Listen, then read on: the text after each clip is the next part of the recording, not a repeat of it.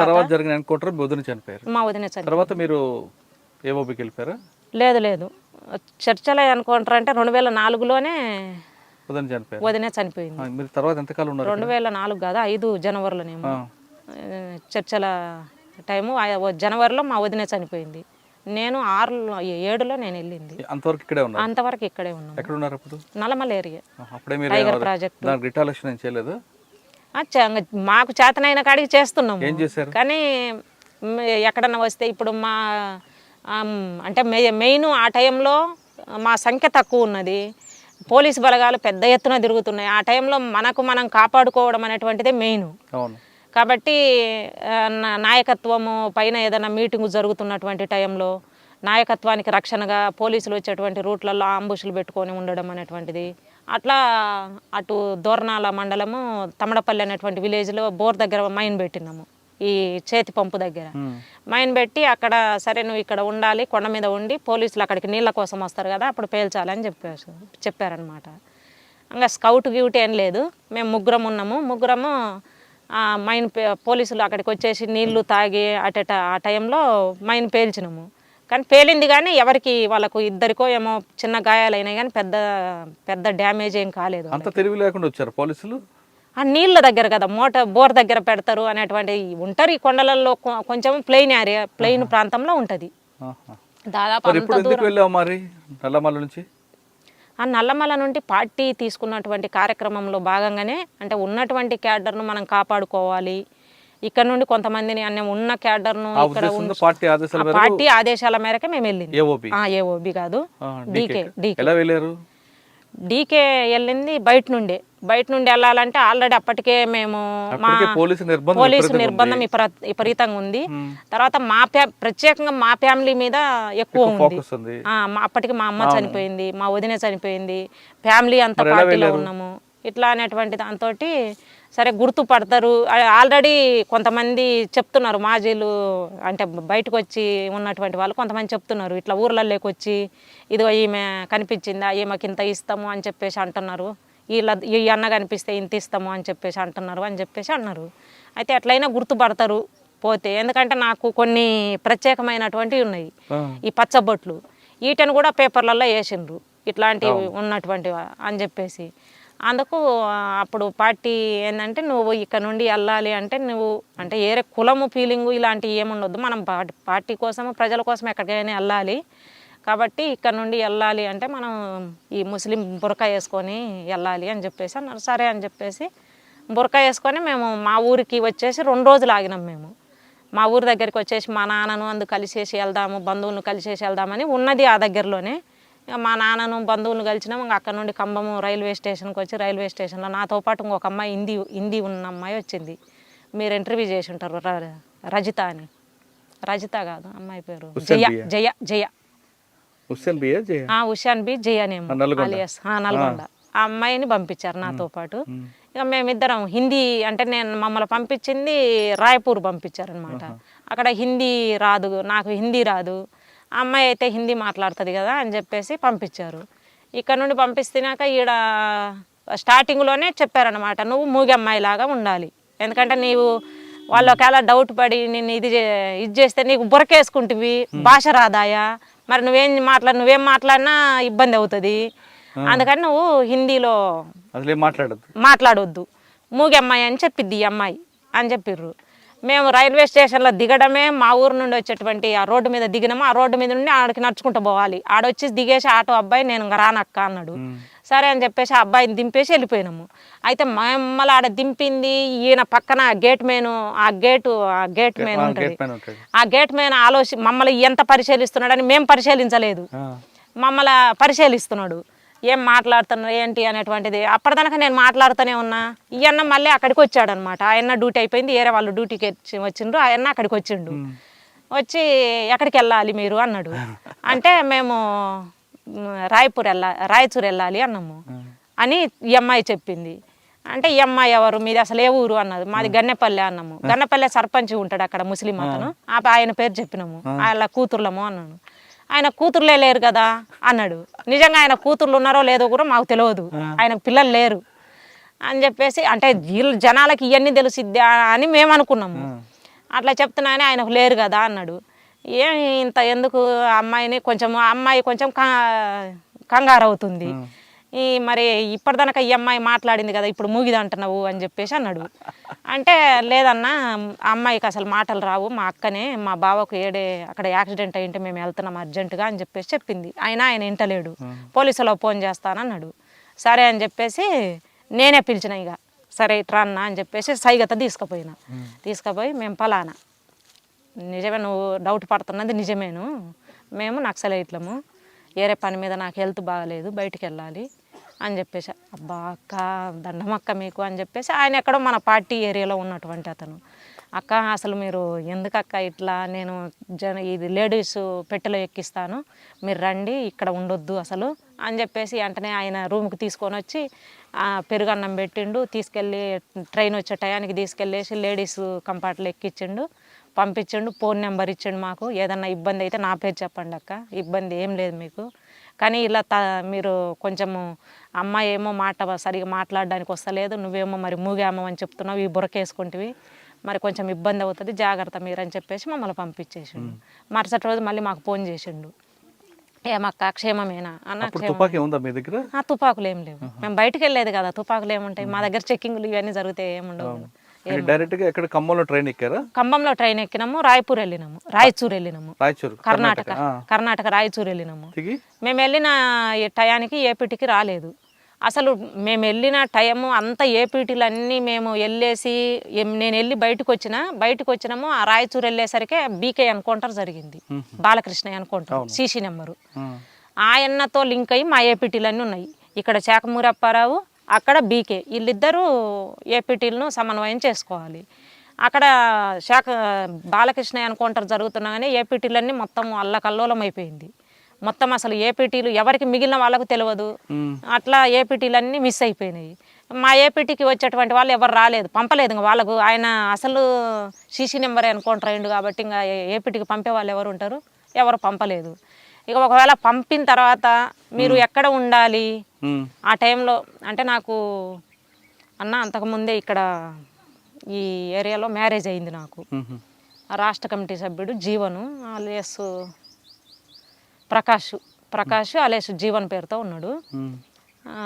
ఇట నల్లమల్ల ఈ tiger project దళ కమాండర్గా ఉన్నాడు మా మ్యారేజ్ అయినప్పుడు. తర్వాత డీవీసీ నెంబర్ అయింది, తర్వాత హెచ్జెడిసి నెంబరు, అటు గుంటూరు బాధ్యతలు చూసేటువంటి వాడు. గుంటూరు నుండి అటు పార్టీ పంపించేసింది, ఆల్రెడీ గుంటూరు నుండి అటు డీకేకి పంపించేసింది సూర్యంను. అప్పటికి నాకు సూర్యంను ట్రాన్స్ఫర్ చేసినారనే విషయం అయితే నాకు తెలియదు, చెప్పలేదు నాకు, పార్టీ వాళ్ళు కూడా చెప్పలేదు. నువ్వు వెళ్ళాలి నీ అవసరం అక్కడ ఉంది అని చెప్పిండ్రు. మన పార్టీ తీసుకున్నటువంటి నిర్ణయంలో భాగంగా వెళ్ళాలి అంటే సరే అన్నాము, వెళ్ళినాము. ఆ టైంలో ప్రకాష్ వాళ్ళ అన్నయ్య వాళ్ళు ఆదోన్లో ఉన్నారు. ప్రకాష్ వాళ్ళది కర్నూలు జిల్లా, నేను మ్యారేజ్ చేసుకున్న అతన్ని కర్నూలు జిల్లా. అయితే ఆ కర్నూలు జిల్లా ఆదోని దగ్గర కడితోట అనేటువంటి గ్రామము. ఆ గ్రామంలో ఉండి వాళ్ళ అన్న వాళ్ళ వదిన వాళ్ళు ఆదోని టౌన్లో ఉండేవాళ్ళు. ఒకవేళ మీకు ఏదన్నా ఇబ్బంది అయితే, రాయచూరే కదా మీరు వెళ్ళేది, మీకు ఏదన్నా ఇబ్బంది అయితే ఇదిగా అన్న వాళ్ళ నెంబర్ తీసుకొని అన్న వాళ్ళ దగ్గరికి వెళ్ళండి అని చెప్పేసి అన్నాడు. అట్లా వాళ్ళ నెంబర్లు ఇస్తే వాళ్ళకి వెంటనే ఫోన్ చేస్తే వాళ్ళు రిసీవ్ చేసుకున్నారు, తీసుకెళ్ళిండ్రు. ఆడ దాదాపు 4 రోజులు ఉన్నాం మేము ఆదోనిలో 4 రోజులు ఉన్నాము. అయితే మాకు ఫోన్ నెంబర్లు ఇచ్చి పంపించిండ్రు. అప్పారావు అప్పటికి బయటికి వెళ్ళిపోయినాడు, ఇక్కడ లోపల లేడు, బయటకు వెళ్ళిపోయినా. అప్పారావు నెంబరు, అప్పారావు ఈ రామచంద్ర అనేటువంటి హెచ్జెడిసి నెంబర్ ఆయన కూడా, ఆ అన్న కూడా బయటనే ఉన్నాడు అప్పుడు. ఆయన నెంబర్ ఇచ్చిండ్రు. వీళ్ళు ఎవరైనా మీరు మీ ఫోన్లు గిన్లు మాకేమి ఇవ్వలేదు, ఎక్కడన్నా వెళ్ళేసి మామూలు కాయిన్స్ దాంట్లో చేయండి అని చెప్పేసి చెప్పారనమాట. ఇక మధ్యన ఏదో టైం వాళ్ళు చెప్పిన ప్రకారం 3 రోజులకు 4 రోజులకు వెళ్ళేసి ఫోన్ చేయడం, మళ్ళీ వచ్చి కామ్గా ఇంట్లో ఉండడము. అట్లా 4 రోజులు ఉన్నాం అక్కడ. 4 రోజుల తర్వాత అప్పారావు ఫోన్ కలిసింది. అప్పారావు మా దగ్గరికి గుంటూరు ఒక అతను పంపించిండ్రు. సరే నువ్వు వెళ్ళేసి వాళ్ళను మళ్ళీ బురకాయ వేసుకొని ఇద్దరిని వేరువేరుగానే కూసబెట్టాలి అని చెప్పిండ్రు. సరే అని చెప్పిన తర్వాత ఇక ఇద్దరిని వేరువేరుగానే ఉండాలి అని చెప్పి కూసబెట్టుకొని తీసుకుపోయిన తర్వాత మేము మమ్మల్ని గుంటూరు దగ్గర వరకు తీసుకుపోయిండు. వైజాగ్ దగ్గర తీసుకుపోయిండు అబ్బాయి. ఇటు ఎటో బెంగళూరు కలిసి తీసుకుపోయిండు. ఇటు అంతా తిప్పేసి గుంటూరుకు వైజాగ్కి వెళ్ళినాము. వైజాగ్ వెళ్ళిన తర్వాత అక్కడ మమ్మల్ని కొంచెం ఫాలో అవుతున్నారు, నన్ను ఫాలో అవుతున్నారు మెయిన్. నిన్ను ఫాలో అవుతున్నారు, నిన్ను ఎక్కువ చూస్తున్నారు, కాబట్టి నీ అంట నేను ఉండను అన్నది ఈ అమ్మాయి. సరే నేను కూడా చెప్పిన, ఒకవేళ ఏదన్నా అయితే నేను కావాలి కదా తప్ప నాతోటి ఉన్న వాళ్ళు ఎందుకు, మీ ఇద్దరు వెళ్ళండి, నేను ఎటవ దిట్టు వస్తాను అని చెప్పేసి వాళ్ళిద్దరిని ఆ అమ్మాయి అంతటా అమ్మాయి మళ్ళీ అదే ఇంటికి చేరుకున్నది, మా బావ వాళ్ళ ఇంటికి. తర్వాత నేను ట్రైన్ ఎక్కేసి గుంటూరులో దిగేసిన, నన్ను ఫాలో అవుతూనే ఉన్నారు. గుంటూరులో దిగిన తర్వాత మళ్ళీ అక్కడ ఫాలో అవుతూనే ఉన్నారు. అయితే అక్కడ పెద్ద ఎత్తున ఈ వలస వచ్చిన వాళ్ళు ఉన్నారు. ఆ వలస బ్యాచ్లలో నేను కలిసిపోయినా. ఆ వలస వచ్చిన వాళ్ళల్లో పోయేసి వాళ్ళనే కూర్చొని వాళ్ళనే ఉంటూ వాళ్ళతో మాట్లాడుతూ ఇంకా అట్లా ఉన్నా. ఎక్కడో ఇంతకు మిస్ అయిన తర్వాత ఇక మళ్ళీ ట్రైన్ ఎక్కిన తర్వాత ఇక ఇక్కడ ఈ దిగోమెట్ట ఇటు దాటిన తర్వాత మళ్ళీ ఫాలో అవుతుండ్రు నన్ను. ఏనబ్బా ఇప్పటిదాకా కనిపించలేదు, మళ్ళీ ఇల్లు వచ్చేసి మళ్ళీ ఎదురుగా కూర్చున్నారు అని చెప్పేసి, సరే అని చెప్పేసి నేను డ్రెస్ మార్చుకుందామని బ్యాగ్ అక్కడే పెట్టేసిన.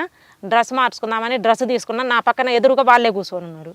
డ్రెస్ తీసుకున్నా ఈ అవతలి పెట్టెలే నుంచి ఇంకో పెట్టెలే దాటేసేసి అక్కడ దిగేసిన. నేను దిగేసి ఇక మా బావ వాళ్ళకు ఫోన్ చేసిన, నేను పలానా చాట ఉన్నాను, నేను అక్కడికి రాలేకపోతున్నా, మరి ఇక్కడ ఎవరన్నా మన వాళ్ళు తెలిసిన వాళ్ళు ఉన్నారా అని చెప్పేసి అంటే మా తోడుకోడలు వాళ్ళది బంధువులు అక్కడ ఉన్నారు. సరే అక్కడికి వెళ్ళు, నేను ఫోన్ చేస్తాను, వాళ్ళు వచ్చి తీసుకెళ్తారని చెప్పేసి అంటే వాళ్ళు వచ్చిండ్రు, తీసుకెళ్ళిండ్రు. వాళ్ళ అమ్మ వాళ్ళ బంధువులు తీసుకెళ్ళిండ్రు నన్ను. అట్లా మళ్ళీ 4 రోజులు మళ్ళీ అక్కడే ఉన్నాము. దాదాపు సంవత్సరం అయింది ఇక్కడ నుంచి డీకేకు వెళ్ళడం కోసం, సంవత్సరం అయింది. అక్కడ నుండి మళ్ళీ అప్పారావు లింకులోకి వచ్చిండు. మళ్ళీ అప్పారావు లింకులో మమ్మల్ని ఇక్కడ నుండి బెంగళూరు తీసుకెళ్ళిండు. బెంగళూరు నుంచి మళ్ళీ తిరుపతి వచ్చినాం. తిరుపతి నుంచి మళ్ళీ విజయవాడ వచ్చేసి ఇప్పుడు తాడేపల్లి గూడెం ఉంది కదా, ఆ గూడెంలో నన్ను పెట్టేసిర్రు. ఇంకా ఈఎంఐని వేరు చేసిర్రు, నన్ను వేరు చేసిర్రు. ఈఎంఐ ఎక్కని బాగా గుర్తుపడుతున్నారు అని చెప్పేసి అంటున్నానే ఈఎంఐని వేరు చేసిర్రు, నన్ను వేరు చేసిర్రు.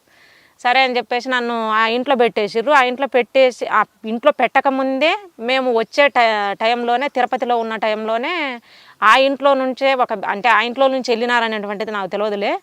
3 మా వాళ్ళు ఇక్కడ నుండి నల్లమల్ల నుండి వెళ్ళినటువంటి వాళ్ళే ఆ ఇంట్లో ఉండేసి, ఆ ఇంట్లో నుంచి బయటికి వెళ్ళినాక వాళ్ళని పట్టుకొని ఏఓబి అడవి ప్రాంతంలో కాల్ చేసిండు 3. లక్ష్మణు, స్వామి, ఈ భవాని, వీళ్ళ 3 కాల్ చేసిర్రు అక్కడ. ఆ రోజే ఎన్కౌంటర్ జరిగింది. అరే వీళ్ళు ఎక్కడి నుండి పోయినరు అనేటువంటిది మరి ఇంకా మనము ఎందుకు అడుగుతాం, బయట నుండి కదా, మన టెక్నికల్ పార్టీ కాబట్టి మనం ఆ విషయాలు అడగకూడదు, మనం వాళ్ళు చెప్పకూడదు. ఇక మేము అడగలేదు. నన్ను తీసుకెళ్ళేసి తెల్లవారుజామున తాడేపల్లి గూడెంలో ఒక ఇంటి దగ్గర పెట్టిండు. ఇక ఆయన వెళ్ళిపోయిండు ఏరేపేటకి వెళ్ళాలని చెప్పేసి. ఇక నేను అక్కడే ఉన్నా. సరే అని చెప్పేసి మరుసటి రోజుకు నేను ఉన్న ఇంటి చుట్టుపక్కలలో కొంచెం కొత్త వాళ్ళు తిరుగుతున్నారు అక్క అని చెప్పేసి చెప్పిండు. వచ్చి చెప్తున్నానే మరి ఎట్లా అన్నా అని చెప్పేసి అంటే ఇంకా నా లింకులో ఇంకా 2 ఉన్నారు అక్క, మరి ఎట్లా చేద్దాము అని చెప్పేసి అన్నాడు. అంటే మరి వాళ్ళు ఎక్కడ ఉన్నారు అని మరి నేను అడగడం బాగుండదు కదా, ఒకవేళ నన్నే ఏదైనా ఇక్కడైతే నేను తట్టుకోలేక చెప్తే అని చెప్పి నేను ఇంకేం అడగలేదు. మరి ఎట్లా అక్క అని చెప్పి నేను అసలు ఫోన్ చేసి రమ్మన్నారు నన్ను ఆ రోజు, నువ్వు మా సాయంత్రము ఫోన్ చేయాలి మాకు అని చెప్పిర్రు. ఆ ఇచ్చిన ఫోన్ నెంబర్కు నేను ఫోన్ చేసేసి రిటర్న్ వెళ్తున్నా. నా వెనకిరితే ఉరికొచ్చిండ్రు అనమాట. ఉరికొచ్చిర్రు కానీ నేను స్పీడ్గా వెళ్ళిన. ఆ గొంతులలో నాకు పెద్దగా తెలియదు ఆ ఇల్లులు, అయినా అటు ఇటు తిరిగి నేను బజారమ్మని నేరుగా వెళ్ళకుండా ఇల్లు మార్చుకుంటా నేను వెళ్ళేసిన. వెళ్తున్నాగానే ఇంటి అన్నకు చెప్పిన, అన్న నన్ను ఫాలో అవుతుండ్రు, ఈ ఇల్లు కాకుండా ఎక్కడన్నా కొంచెం పక్కన ఉంటే బాగుంటుందేమో అని చెప్తున్నానే. సరే అక్క ఎదురు పక్కన ఇంట్లో ఉంది అని చెప్పేసి ఆ ఇంట్లో నుండి తీసుకెళ్ళేసి పక్కన పెట్టేసారు. ఇక సాయంత్రానికల్లా మొత్తం ఊర్లో బ్యాచ్ దిగింది. చుట్టూ ఈ దారిలో ఉన్నారక్క బ్యాచ్, ఆ దారిలో ఉన్నారక్క 10 మంది, ఇటు 15 మంది ఉన్నారక్క అని చెప్తున్నారు. మరి వెపన్స్తోనే ఉన్నారంటే ఆ వెపన్స్తోనే ఉన్నారక్క అని చెప్పిండు. మరి ఏం చేద్దాము అని చెప్పేసి గుంటూరులో ఒక అన్న తెలిసిన అన్న ఉన్నాడక్క, ఆయనతోని ఒకసారి మాట్లాడతారా మీరు. మళ్ళీ గుంటూరు వచ్చారా? గుంటూరు వచ్చాను. గుంటూరు రాలే, ఈ చర్చ నడుస్తుంటేనే ఇంటి మీద పోయి దాడి చేసిండ్రు పోలీసు వాళ్ళు. నేనున్న ఆయన వాళ్ళ ఇంటి మీద పోయి దాడి చేసారు. అయితే ఆ ఇంట్లో కాకుండా నేను పక్కింట్లో ఉన్నా కదా, ఆ ఎక్కను కొట్టేసరికి ఆ ఎక్క నేనున్న ఇంట్లోకి తీసుకొని వచ్చింది. అయితే ఆ ఇంట్లో 2 వాకిన్లు ఉంటాయి, ఇటు ముందు ఉంటుంది వెనక ఉంటుంది. అక్క వచ్చి ఫస్టే పోలీసులు ఉన్నారు అనేటువంటిది ఒక చర్చ నడుస్తుంది కదా, కాబట్టి కొంచెం వాళ్ళు పిలుస్తున్నాగానే ఆ కటన్ నుండి చూస్తున్నాగానే వెపన్స్ పోలీసులు కనిపించిండ్రు. సరే డోరు నేను ఇంకా తీయలేదు, డోర్ అట్లా ఓపెన్ చేసినా చేయలేదు కూడా నాకు గుర్తులేదు. అంతా వెనక నుండి దూకేసిన, వెనక నుండి వాకిలు దాటేసి ప్రహారీ గోడ ఉంటుంది, ప్రహారీ గోడ దూకేసి ఆ చెరుకు తోటలు ఉంటాయి ఊరి బయట, ఆ తోటలలోకి వెళ్ళేసి తప్పుకున్నా. పైరు చేసిర్రు, ఇక ఎంటబడ్డారు కొంత దూరము. ఇంకా ఆయన నేను ఒకవైపు వెళ్ళిపోయినా, ఆయన ఒకవైపు వెళ్ళిపోయిండు. ఇంకా చీకటి పడుతుంది, మరి ఎట్లా చేయాలి, ఎక్కడ ఏమి తెలియదు, అసలు ఈ టౌన్లో మనకి ఏమీ తెలియదు. అయితే ఏం తెలియకపోయినా ఎవరో ఒకళ్ళ దగ్గరికి వెళ్ళేసి, ఎందుకంటే అప్పుడు పెద్ద ఎత్తున ఈ వైచర్లోపల్లె ఘటన జరిగినది, తర్వాత అక్కడ వడ్లరామాపురము, తర్వాత అక్కడ సున్నిపెంట ఘటన జరిగి ఎక్కడ కూడా ఎస్సీలలో ఇదిగో ఫలాని మావోయిస్టు పార్టీ అంటే ఓన్ చేసుకున్నటువంటి పరిస్థితి ఆ టైంలో ఉన్నది. కాబట్టి ఎవరినైనా ఎక్కడికైనా వెళ్ళేసి ఫలానా అని చెప్పేసి ఇట్లా అని చెప్పేసి వాళ్ళ పరిస్థితిని బట్టి మనకు అర్థమవుతుంది వాళ్ళు ఎలాంటి వాళ్ళు అనేటువంటిది. వాళ్ళని చూస్తేనే అర్థం చేసుకోగలుగుతాం మేము. కాబట్టి ఇంకా వాళ్ళని చూసి మనం చెప్పి అట్లా వెళ్ళిపోవచ్చులే అని చెప్పేసి రోడ్డు ఎక్కిన చిన్నగా, అంటే మెటల్ రోడ్డు లాంటిది, ఊర్లో చేన్లలో నుండి మెయిన్ రోడ్డుకి వెళ్ళేటువంటిది. రోడ్డు ఎక్కుతున్నాగానే ఆయన చిన్నగా వచ్చేసి రోడ్డు తొంగబడి చూస్తున్నాడు ఎవరన్నా ఉన్నారా లేరా అని చెప్పేసి. అన్న మీరెవరు అని చెప్పేసి అంటే, అక్క నువ్వు ఇక్కడే ఉన్నావు రాక్క అని చెప్పేసి అన్నాడు. సరే అని ఆయన నేను కలిసినాము. కలిసేసి మరి ఎట్లా చేద్దాం అక్క, రోడ్డు ఎంట అయితే నడవద్దు, రోడ్డు ఎంట పోవద్దు, నిన్నైతే గుర్తుపడతారు. ఇంకా నా దగ్గర అప్పుడు ఈ ఎర్సీ నెంబర్కు హెచ్జెడ్సీ నెంబర్కి ఇవ్వాలని 2 లక్షల డబ్బులు ఇచ్చినారు. ఆ డబ్బులు మిగిలినటువంటి అన్నీ పోయినాయి, అక్కడే వదిలేసినాం. ఇక ఫోన్ నెంబర్లు కొన్ని ఇచ్చినారు, అవి పోయినాయి. ఇంకా అక్కడే ఇంకా అవన్నీ దొరికినాయి వాళ్ళకి. ఫలానా వ్యక్తి అనేటువంటిది నాది అర్థమైపోయింది వాళ్ళకి. నా ఫోటో దొరికింది వాళ్ళకి, మా ఫ్యామిలీ ఫోటో ఉన్నది. ఎందుకంటే నేను డీకే వెళ్తున్నా కదా, కాబట్టి మా ఫ్యామిలీ ఫోటో నా దగ్గర పెట్టుకొని ఉన్నా నేను. సరే అటు వెళ్తే ఎప్పుడైనా చూసుకోవడానికి ఉంటుంది కదా అని చెప్పేసి ఆ ఫోటో దొరుకుతున్నానే ఫలానా అనేటువంటిది అర్థమైపోయింది వాళ్ళకి. ఇక వాళ్ళు ఇట్లా తప్పించుకున్నది అని చెప్పి మరుసటి రోజు పేపర్లో వేసినారని మళ్ళీ మనకు తెలిసిన వాళ్ళే చెప్పారు, ఇట్లా పేపర్లో వేసినారక్క. అక్కడ నుంచి ఎలా వెళ్ళారు మరి రాయపూర్? ఇక్కడ నుండి మళ్ళీ గుంటూరులో తెలిసిన అన్న దగ్గరికి వెళ్ళేసి మేము ఆటోలో వెళ్ళినాం. ఇంకా మొత్తము ఏది ఇప్పుడు ఊర్లలో మొగుడు కొడితే ఏడ్చుకుంటా ఎలాగుంటారు అట్లా మొత్తం గాజులు తీసేసిన, మొత్తం ఈ జుట్టు అంతా ఇరబోసుకున్నా, ఇక ఏదో గొడవ జరిగి భార్య వెళ్ళిపోతుంది అన్నట్టుగా ఆ విధంగా నా వేషధారణ అయిపోయింది అనమాట. మొత్తం జుట్టు అంతా ఇరబోసుకున్నా, ఎందుకంటే మామూలుగా ఉంటే ఎట్లయినా గుర్తుపడతారు. ఇక మొత్తం చీర ఇట్ట ముసుగు గప్పు వేసుకున్నా, ఇంకా అట్లా వేసి ఆనుంటే ఆటో ఎక్కేసి ఆయన నేను ఇద్దరము గుంటూరు మంగళగిరి వెళ్ళినాము. మంగళగిరిలో ఒక ఆయనను కూడా చాలామంది ఇంతకుముందు పోలీసులు అరెస్ట్ చేసిర్రు, కొట్టిర్రు. కిరోషన్ అమ్ముతాడు, ఆయన పేరు ఏదో ఉంది, కొండయ్య. ఆయన దగ్గరికి వెళ్ళి ఆయన దగ్గర ఆయన ఏం ఉంచుకోలేదు. లేదు నీది మొత్తం పేపర్లలో వచ్చేసింది, పలానా అడ్రస్ అసలు పచ్చబొట్టుతో సహా వచ్చేసింది, ఏమైనా పట్టుకుంటే 5 లక్షలు ఇస్తామని చెప్పేసి ఎక్కడ పట్టిన పేపర్లలో వేసారు. అదిగో పోయి రైల్వే స్టేషన్లో కూడా చూడిపో, నేను ఎక్కడ పెట్టాను, ఎక్కడన్నా నాకు తెలిసిన వాళ్ళకు అక్కడ ఉండమంటే నేను అట్లా ఉంచుతా కానీ నాకు ఎక్కడైతే వద్దక్క అన్నాడు. సరే అన్న ఎవరన్నా తెలిసిన వాళ్ళు ఉంటే చెప్పన్నా అన్న అంటే, ఒక ముసలామెని చెప్పిండు, అక్కడికి వెళ్ళి ఉండక్క అని చెప్పేసి అన్నాడు. సరే అన్నాడు. మళ్ళీ సాయంత్రానికల్లా అక్క పార్టీ వాళ్ళు ఏపీటీ కలిసింది, నువ్వు వెళ్ళక్క అని చెప్పేసి అన్నాడు. సరే అని చెప్పేసి నేను అక్కడ ముసలాం కానుండి బయలుదేరిన. నాతో పాటు ఒక అన్నను పంపించారు. ఆ అన్నను రైల్వే స్టేషన్ దగ్గర వరకు వదిలిపెట్టరు, ఈ అక్కను నువ్వు ఆమెతోటి వెళ్ళాల్సిన అవసరం లేదన్నాడు. అక్కడ ఆల్రెడీ పేపర్లలో ఫలానా పేరు ఈమె ఫోటో వచ్చింది, ఈమెతోటి ఉంటే నేను అవుతానని చెప్పేసి నన్ను అక్కడ వదిలిపెట్టలేదు, ఎంట్రన్స్లోనే వదిలిపెట్టేసిండు, వెళ్ళిపోయిండు. ఇంకా వెళ్ళిపోయిన తర్వాత ఇక నాకు ఏపీటీ ప్లేస్ చెప్పినాక నేను వెళ్దామని చెప్పేసి ఆ నుంచి భీమవరం రావాలని చెప్పారు. భీమవరం రావాలంటే మరి ఎట్లా రావాలి ఏంటి అని చెప్పేసి ఇక అసలు కనీసం పార్టీ వాళ్ళ లింకు వాళ్ళతోటి మనం మాట్లాడితే అసలు ఎట్లా రావాలి ఏంటి, మరి మొనర్దనక బురకనే ఇవేనే అవేనే, మరి ఆల్రెడీ దాడి జరిగా, మరి ఇప్పుడు రాండి అని ఏపీటీ పెడితే మరి ఇట్లా పోవడం కరెక్ట్ కాదు అని చెప్పేసి మళ్ళీ రిటర్న్ వచ్చి ఆ ముసలామ కాడ ఉండి పార్టీ వాళ్ళ నెంబరే నాకు ఇవ్వన్నా, నేను మాట్లాడతాను అని చెప్పేసి నెంబర్ తీసుకున్నా. నేనే వెళ్ళేసి బజార్కి వెళ్ళేసి మాట్లాడేసి మాట్లాడిన తర్వాత నువ్వు భీమవరం రావాలి, అయితే నీకోసం ఒక ఫ్యామిలీని పంపిస్తాము, ఆ ఫ్యామిలీ కారులో తీసుకొని వస్తారని చెప్పిండ్రు. ఆ కారు మాట్లాడిండ్రు. కారులో ఒక ఫ్యామిలీ, ఒక చిన్న పిల్లలు 2, ముసలాయన ముసలమ్మ, వాళ్ళు ముస్లిం బ్యాచ్నే అది వాళ్ళు కూడా. వాళ్ళతోటి మాట్లాడేసి వాళ్ళు నాతోటి పంపించారు. నువ్వు బురకేసుకోవాల్సిందే, అయితే వాళ్ళ కూతురు వాళ్ళ పిల్లోళ్ళని నీ పిల్లోళ్ళగా పెట్టుకొని నీ దగ్గర పెట్టుకొని మీరు రావాలి అని చెప్పేసి చెప్పినాక ఓకే అని చెప్పేసి ఇంకా ఇక్కడ నుండి కారులో తీసుకెళ్ళిండ్రు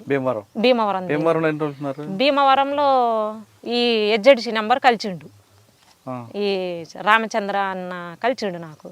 కలిసేసి ఇక్కడ నుంచి ఇప్పుడు ప్రస్తుతం మనకు ఏపీటీలు ఇవంతా ఇట్లా అల్లకల్లోలం కావడానికి బీకే చనిపోయింది కాబట్టి ఏపీటీలు మనకు డీకేలో ఏపీటీలు లేవు, ఏఓబి ఏపీటీలు లేవు.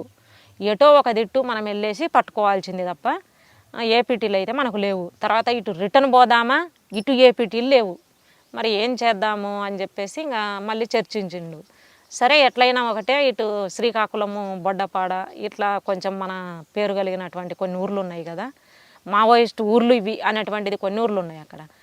అట్లా ఆ ఊర్లకు వెళ్తే ఎటో ఒక దిట్టు పట్టుకోవచ్చు అని చెప్పి నన్ను మళ్ళీ ఈ అమ్మాయిని ఇద్దరిని కలిపేసి మళ్ళీ పంపించిండ్రు. పూరి మీరు వెళ్ళండి, పూరి వెళ్తే ఆడికి వచ్చిన తర్వాత అక్కడ కలుస్తారు అని చెప్పేసి అన్నారు. సరే మాతో పాటు మళ్ళీ ఇంకొక అన్ననిచ్చి పంపించారు. మేమిద్దరం బురకేసుకున్నాము. ఈ అమ్మాయి జయ నేను ఇద్దరము పూరి వెళ్ళినాము. పూరి వెళ్ళేసి ఆ దేవుడు అదే జగన్నాథ ఆ గుడి ఉంది కదా, ఆ గుడి దగ్గరే మా ఏపీటీ. మేము వెళ్ళిన టైంలోనే పెద్ద ఎత్తున ఏదో సిఆర్పిఎఫ్ బ్యాచ్ వచ్చేసి మొత్తం ఆ గుడి మీద దాడి చేస్తున్నారు. ఎందుకనేటువంటిది అయితే మనకు తెలియదు, మా కోసం అయితే కాదు అనేటువంటిది మాకు అర్థమైంది. మేము ఆడున్న మమ్మల్ని దాటేసి వెళ్ళిపోతున్నారు కదా, కాబట్టి మా కోసం అయితే కాదు అనేటువంటిది అనుకొని మేము బయటకు కొంచెం వచ్చేసి వాళ్ళు ఏం పట్టుకొని ఉంటారు, ఏవో ఇండియా టుడే ఇవి పట్టుకొని ఉంటారు, ఒక బాటిల్ పట్టుకొని ఉంటారు, మీరు వెళ్ళేసి పలకరించాలి అని చెప్పేసి అన్నారు. ఎంత టైం చూసినా ఎవరు రాలేదు. సాయంత్రం వరకు ఉన్నాము. ఇంకా సాయంత్రం మళ్ళీ రిటర్న్ ప్రయాణం చేసినాము. రిటర్న్ వచ్చేసి మళ్ళీ అక్కడే ఉన్నాము. నేను తూని అనేటువంటి ఆ ఏరియాలో మళ్ళీ నన్ను పెట్టిండ్రు, ఈ అమ్మాయిని వేరు పెట్టిండ్రు. ఇక మళ్ళీ అక్కడి నుంచి మళ్ళీ సరే మీరు శ్రీకాకుళము వెళ్ళాలి, ఇంకెక్కడి నుండి పలానా ఊర్లోకి వెళ్ళాలి అని చెప్పేసి ఒక అన్ననిచ్చి మమ్మల్ని పంపించారు ఇద్దరిని. ఇంకా శ్రీకాకుళము ఏరియాలో అదే ఆ బొడ్డపాడు ఆ విలేజ్లకు వెళ్ళి మమ్మల్ని పంపించేసారు. ఎంత పార్టీ విలేజ్ లేనక్క అని చెప్పేసి మాకు చెప్పిండు ఆయన కూడా. ఇక్కడ ఎక్కడో ఒక సాట అయితే దొరుకుతారు అని చెప్పేసి అన్నాక మేము పోయి ఆ ఊర్లో 3 రోజులు ఉన్నాము. ఇక్కడైతే పార్టీ మధ్య రాలేదక్క. ఒక వారం క్రితం అయితే ఈ పక్కన ఏడో మీటింగ్ పెట్టినారన్నారు, ఏదో 2 రోజుల క్రితం సామాన్లు తీసుకుపోయినారన్నారు, ఇట్లా చెప్పారు. కానీ సరే వస్తారు అనేటువంటి దాంతో వాళ్ళైతే పెద్దగా భయపడతలేరు. ఇక అక్కడే 3 రోజులు ఉన్నాం ఊర్లో. 3 రోజుల తర్వాత ఎవరో దళం వాళ్ళు వచ్చి తీసుకుపోయిండు. రమేష్ అనేటువంటి అబ్బాయి చనిపోయిండు ఇప్పుడు. ఆ అబ్బాయి మీకు శ్రీకాకుళమే దళం దగ్గరికి తీసుకెళ్ళాడు. శ్రీకాకుళం దళం ఎక్కడ లేదు? శ్రీకాకుళం అంటే ఇదే శ్రీకాకుళం ఏరియాలో బార్డర్లో దళం ఉంది కదా, బొడ్డపాడు దాటిన తర్వాత దళాలు ఉన్నాయి. 2006, 2007 ఇచ్చాపురము, టెక్కల, అది విజయనగరము, శ్రీకాకుళం బార్డర్ తీసుకెళ్లారు. వాళ్ళు కలిపారు. అక్కడ సుధాకరు, చర్చల సుధాకరు వీళ్ళు ఉన్నారు. ఇప్పుడు చనిపోయినటువంటి నల్గొండ దయా ఆయన ఉన్నాడు. మీరు నారాయణపురం వైపు కలిసారు. సుధాకర్ అంటే పార్తీపురం, కురుపాం లేదు, అప్పుడు శ్రీకాకుళము వాళ్ళ దళంలలోనే ఉన్నాడు అన్న. అప్పుడు జడ్సీ నెంబరు కాబట్టి అక్కడ కలిసినాము. కలిసిన తర్వాత లోపలికి వెళ్ళారు. ఆ దళంతో పాటే దాదాపు 2 నెలలు 3 నెలల దాకా ఉన్నాను. అన్న ఎప్పుడు కలిసారు మీకు? అన్న 2008లో. 2007లో వెళ్ళారు? 7లో వెళ్ళిన నేను. 7లో కాదు, 8 అయింది. 7 లాస్ట్ ఎండింగ్ అయింది. 7 అంటే సెప్టెంబర్, అక్టోబర్లో నేను ఇంకా లోపలికి వెళ్ళింది. అన్నప్పుడు 2008లో కలిసారు. 8లో మాకు కలిసి. శ్యామ్ ఎప్పుడు చనిపోయారు? సూర్యము 2010 చనిపోయింది. సూర్యము అసలు దళంలోకి వచ్చినాడు అక్కడికి వస్తాడు అనేటువంటి నాకేం తెలియదు. వచ్చినాక నేను పోయిన తర్వాత చెప్పిండ్రు వాళ్ళు, నీవు ఇక్కడికి వచ్చింది ఇక్కడ ఈ దళంలో ఉండడం కోసం కాదు పద్మ, పేరేం పెట్టుకుంటావు అంటే సరే మీరే పెట్టండి అని చెప్పినాం. అప్పటికి ఇక్కడ సుగునక్క అని చెప్పేసి ఒక అక్క చనిపోయినది, ఈ కౌముది సుగునక్క, అదే శాఖమూరి అప్పారావు వాళ్ళ సహచరి సుగునక్క అని చెప్పేసి ఆమె పేరు అని చెప్పేసి పెట్టిర్రు అనమాట. సరే సుగుణ అనే పేరు పెట్టుకోండి అని చెప్పేసి సుగుణ అనే పేరు పెట్టిర్రు. వెళ్ళిన తర్వాత మళ్ళీ 4 నెలలకు సూర్యం కలిసిండు నాకు. సూర్య ఇక్కడ జీవన్ అనే పేరు ఉన్నది, అక్కడ సూర్యం అనే పేరు పెట్టుకొని ఉన్నాడు, కలిసిండు. అప్పుడు చెప్పారనమాట, సీసీ నెంబర్లు కలిసిండ్రు, ఈ డేవిజీ దాదని అన్న కలిసిండు, తర్వాత జంపన్న కలిసిండు, ఈ స్తంభాల కేశవరావు ఆయన కలిసిండ్రు, వీళ్ళందరూ కలిసిండ్రు. కలిసిన తర్వాత చెప్పారనమాట, అసలు నిన్న అక్కడ నుండి ఇక్కడికి తీసుకొచ్చింది కంపెనీ కోసము, సిఆర్సి అనేటువంటి కంపెనీ ఏర్పాటు చేస్తున్నాం కొత్తగా మనము. సిఆర్సి కంపెనీ అంటే ఈ 4 రాష్ట్రాల పరిధిలో తిరగాలి ఈ కంపెనీ అనేటువంటి దాంతో ఫస్ట్ ఈ కంపెనీ ఏర్పాటు చేస్తున్నాము. మెయిన్ అయితే ఏఓబి, డీకే బార్డర్, డీకే ఏంటి ఎంత తిరగాలి అని చెప్పేసి సిఆర్సి కంపెనీ ఏర్పాటు చేసిండ్రు. అప్పుడు సిఆర్సి కంపెనీలో అటు డీకే నుండి మెజార్టీ వాళ్ళంతా డీకే నుండే ఒక ఆయన సీతు అనే అన్నను కూడా అక్కడ నుండి ప్లాటూన్ కమాండర్ ఒక అన్నను తీసుకొచ్చారు. నువ్వు ఇక్కడ ప్లాటూన్ కమాండర్గా ఉండాలి, ఇక్కడ ఈ కంపెనీలో ఒక ప్లాటూన్ కమాండర్గా ఉండాలి అని చెప్పారు. అక్కడ ఎంతకాలం పనిచేశారు? ఇంకా కంపెనీ ఏర్పడిన తర్వాత ఇక సరే ఈ ఫస్ట్ కంపెనీ ఏర్పడినది కదా, మన కంపెనీ ఏర్పాటుతో పాటే మన కంపెనీ ఏర్పడి కంపెనీకి అవసరానికి తగ్గట్టు వెపన్స్ కావాలి అంటే మనం దాడి చేయాలి, రైడ్ చేయాలి అని చెప్పేసి వర్ష వెళ్ళినాము. ఇక్కడ నుండి నడుచుకుంటూ వర్ష వెళ్ళినాము. వర్ష దాదాపు 3 నెలలు నడిచినాము. మా ప్రయాణం 3 నెలలు. 3 నెలల తర్వాత అక్కడ నయాగడ రైడ్ చేసినాము. నయాగడ సిఆర్పిఎఫ్ క్యాంపు కాదు, జిల్లా హెడ్ క్వార్టర్. నయాగడ కోరాపుట్ దాటినాక ఆ రైడ్ చేయాలి. అయితే అది ట్రైనింగ్ క్యాంపు. అక్కడ 303 వెపన్స్ ఉంటాయి, తూటాలు ఉంటాయి అనేటువంటిది మా రెక్కీలో మా నాయకత్వం చెప్పినటువంటిది. ఆ క్యాంపు మీద దాడికి మనం వెళ్ళాలి. ఎంతకాలం రెక్కీ చేశారు? 3 నెలలు రెక్కీ చేశారు. అంతకుముందు ఎప్పటి నుండి చేశారో తెలియదు కానీ బాధ్యత ఎవరు తీసుకున్నారు? అప్పుడు బాధ్యత ఇక్కడ మేము సీసీ నుండి అయితే జంపన్నగా మన డేవిజ్ దాదా, ఇప్పుడు అదే తిరుపతి రావు ఏదో పేరుంది అన్నది బయట, ఆ అన్న సిఎంసి నెంబరు, ఆ అన్న మెయిన్. తర్వాత ఈ స్తంభాల కేశవరావు ఆ అన్న. సూర్యం కూడా ఉన్నారు. సూర్యము ఈ అన్న లేడు, అప్పుడు లేరు. వీళ్ళు డీకే, వీళ్ళు అప్పటికి అసలు ఈ కంపెనీకి రాలేదు.